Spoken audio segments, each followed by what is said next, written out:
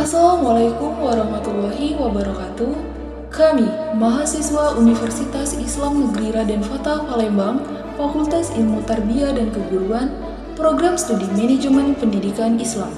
Video ini dibuat untuk menyelesaikan salah satu tugas dalam mata kuliah akuntansi part 2 dengan dosen pengampu Bapak Ahmad Fadil Mediwinata SEMF. Kami dari kelompok 5 yang masing-masing bekerja sama dalam memenuhi tugas dengan judul materi Akuntansi Perseroan 2. Sebelum masuk ke pembahasan lebih lanjut, izinkanlah kami memperkenalkan diri terlebih dahulu.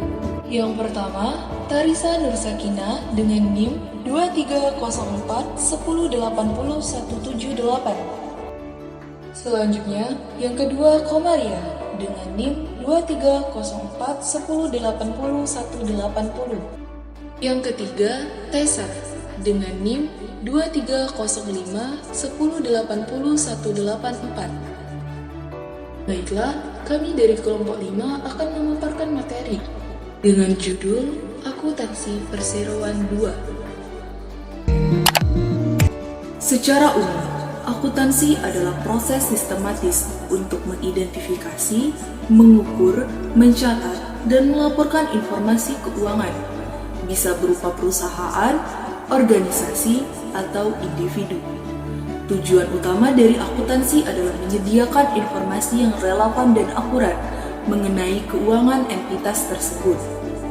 Akuntansi modal pemegang saham merupakan salah satu aspek penting dalam laporan keuangan perusahaan yang berfungsi untuk memberikan gambaran yang jelas tentang struktur modal dan posisi finansial perusahaan. Modal pemegang saham mencakup saham biasa, saham preferred, dan laba ditahan, yang secara keseluruhan mencerminkan kontribusi pemegang saham terhadap perusahaan.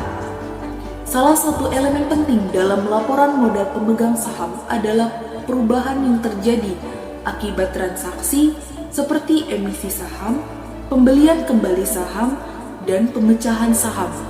Setiap transaksi ini memiliki implikasi akuntansi dan dampak pada laporan keuangan yang dapat mempengaruhi keputusan investasi. Akuntansi untuk saham yang diperoleh kembali. Jadi, yang pertama itu ada pengertian saham yang diperoleh kembali.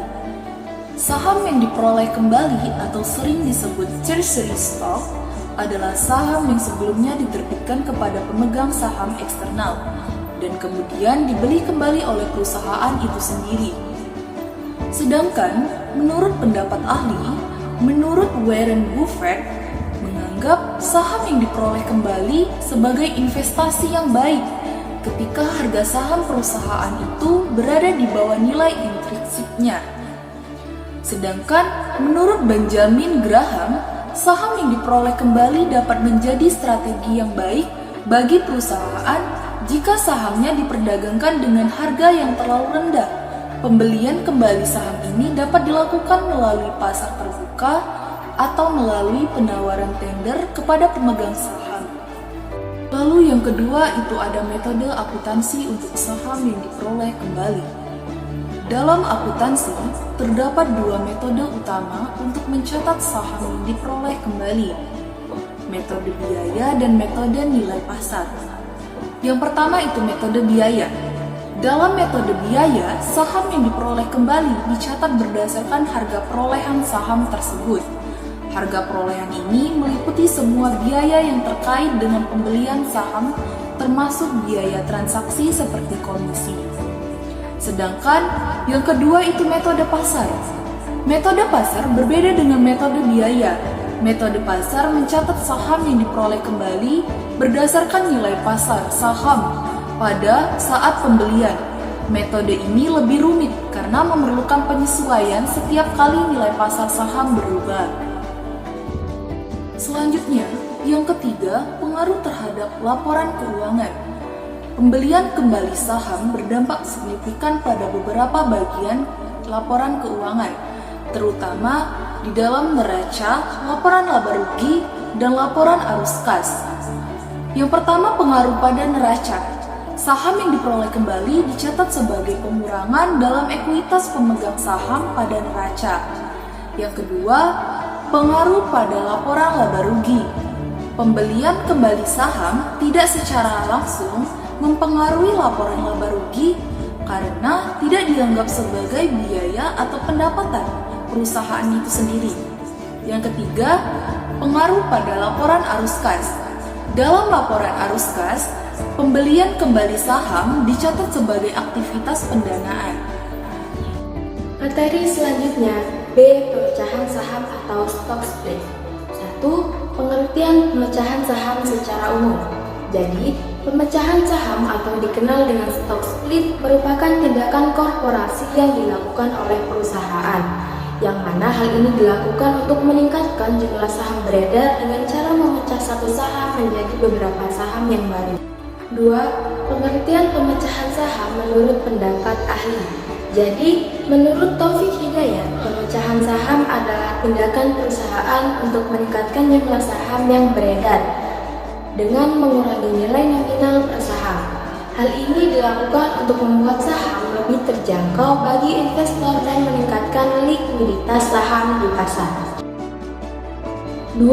Dampak terhadap laporan keuangan. Jadi, pemecahan saham memiliki beberapa dampak yang signifikan terhadap laporan keuangan perusahaan, meskipun tidak mengubah nilai total ekuitas. Adapun dampak terhadap laporan keuangan yaitu yang pertama, perubahan jumlah saham beredar.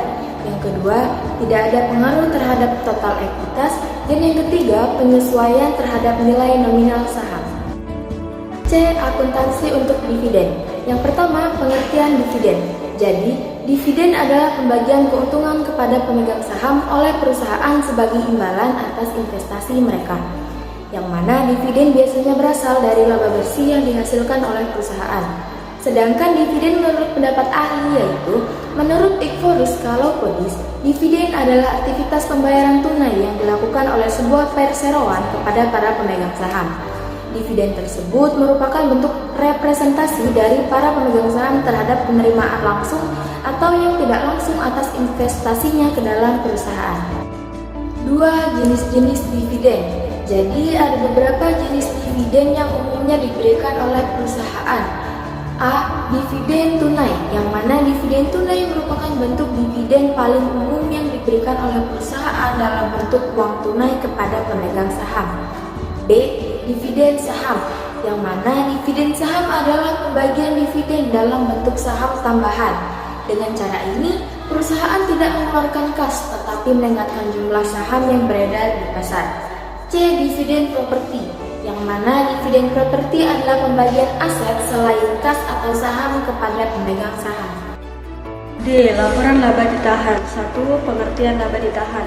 Laba ditahan adalah bagian dari laba bersih yang tidak ditunjukkan oleh pemegang saham dalam bentuk dividen, melainkan disimpan untuk digunakan dalam investasi dan pengembangan perusahaan. Konsep ini mencerminkan keputusan manajemen untuk mengalokasikan keuntungan perusahaan untuk tujuan yang lebih strategis, seperti pengembangan produk baru, peningkatan infrastruktur, atau membayar utang. Laba ditahan juga mencerminkan stabilitas finansial perusahaan, karena menunjukkan kemampuan perusahaan untuk mendanai operasi dan investasi tanpa bergantung sepenuhnya pada utang dan modal eksternal. 2. Komponen laba ditahan. Laporan laba ditahan terdiri dari beberapa komponen utama yang memberikan gambaran menyeluruh tentang pengelolaan laba perusahaan. A. Laba tahun berjalan. Komponen ini merujuk pada bagian laba bersih yang diperoleh dari perusahaan selama periode akuntansi tertentu.